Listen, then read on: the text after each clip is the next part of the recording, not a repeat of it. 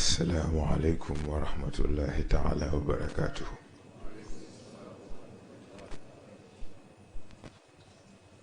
L'homme. De quoi s'agit-il? De par son origine très disputée, cette merveille d'ingénierie divine est de nature douteuse et inquisitive. Certains se réclament descendants de primates, alors que d'autres aspirent à une origine plus pure et civilisée. À travers la marche du temps, ce prodige errant, souvent plus intéressé par sa survie et son confort de vie, s'est bâti des cités et d'énormes civilisations afin d'assurer une certaine longévité. Conquête sur conquête, l'homme s'évertue à contrôler et à manipuler le monde qui l'entoure et à le plier à ses envies. Cependant, une question persiste. Quelle est la finalité du projet homme?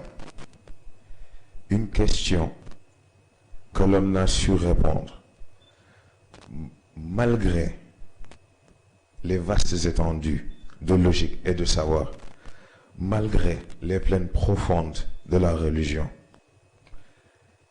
Et pourtant, c'est une évidence claire et confirmée, époque après époque. Pour certains, cette évidence porte le nom de nature et exige de l'homme le respect du cadre de vie qui l'entoure. Pour d'autres, elle porte le nom de science et exige que chaque fait, chaque information soit confirmée et vérifiée à travers l'analyse et l'interprétation logique. Pour d'autres, il s'appelle le rien. Pour d'autres, un autre nom. Car pour chaque homme, il y a une perception, qu'elle soit complète ou incomplète, objective ou subjective. La seule constante est donc la présence certaine de cette évidence. À notre niveau, nous préférons adopter un nom plus complet, plus objectif, et qui ne dépend d'aucune réalité, d'aucune perception, l'origine de toute existence, Allah, le souffle premier.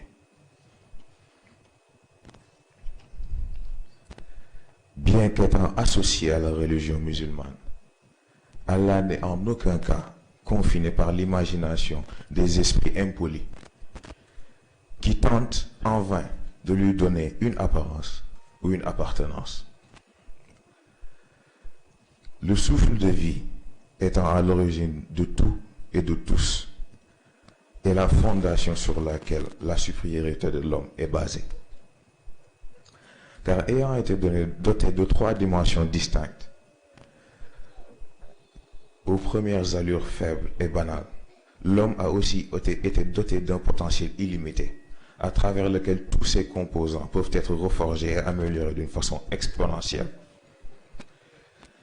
Et c'est donc à travers le corps, l'esprit et l'âme que l'homme doit faire une réévolution qui prendra en compte sa présence et son impact dans tous les états de la création. Pour devenir l'humain élu d'Allah.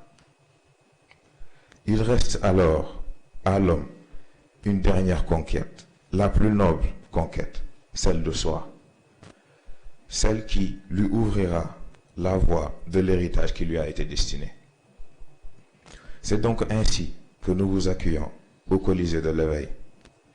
Il n'est pas question de combat entre gladiateurs ou de spectacle divertissant. Il est plutôt question de préparer l'homme à cette réévolution qui l'attend. Il y a donc un seul et unique combat. L'homme d'aujourd'hui contre l'humain de demain. En ce sens, ce Colisée est différent de celui de César, qui n'a su prendre vie qu'au cours des divertissements qui ont été proposés. Ce Colisée n'est animé que par une chose, une symphonie. Cette mélodie qui réveille le corps, accélère l'esprit et exalte l'âme. Iqra bismi rabbik. Nous vous invitons donc, en ces quelques jours de ce mois sacré, à une redécouverte et une réétude des concepts, mais surtout à une nouvelle vision de l'humanité. Wassalamu alaikum wa rahmatullah.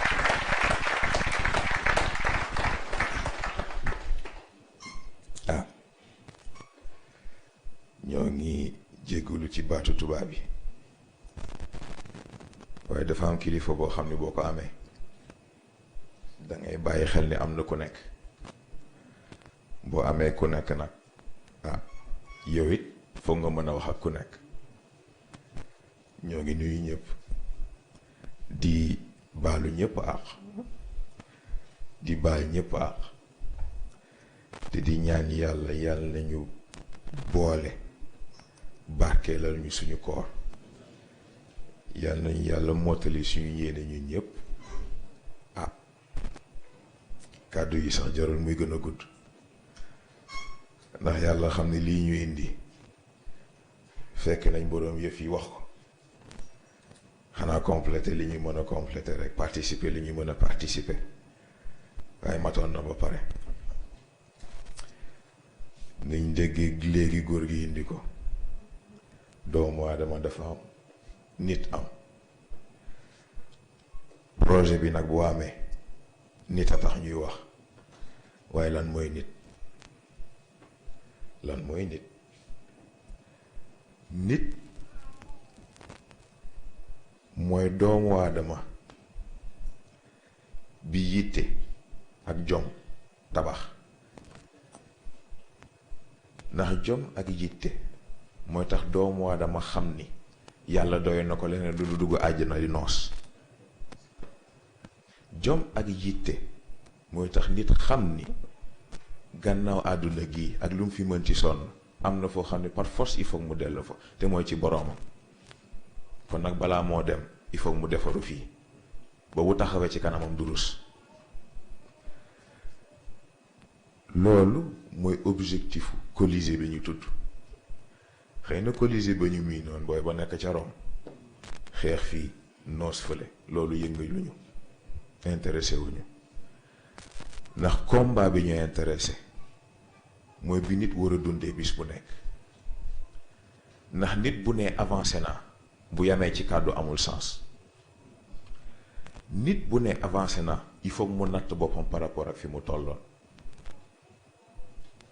ndax maa ngi fii te dara prouvé wu ko amul.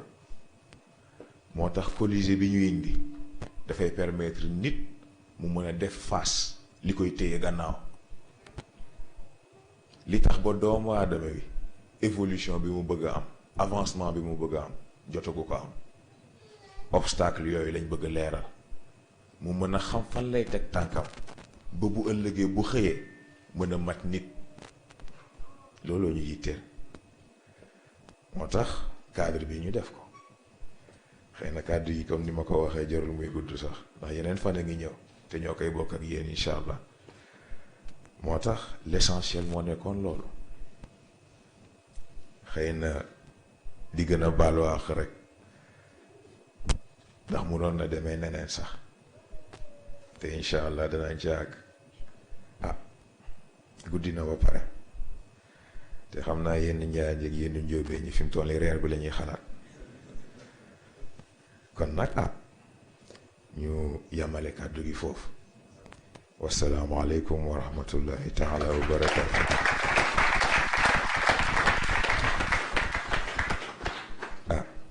kon ñu def ñaante yeewee ko ba lundi incha allah ñu ñëwaat ak yéen bokkaat ak yéen programme bi ñu def fatiha juróom-ñetti Quraysh Falaq ak Naas ayatul kursi tëjee ko salaatul fatih ñu def ko hadiya yonent bi ak képp ku mu am. wassalaamu aleykum bismillah.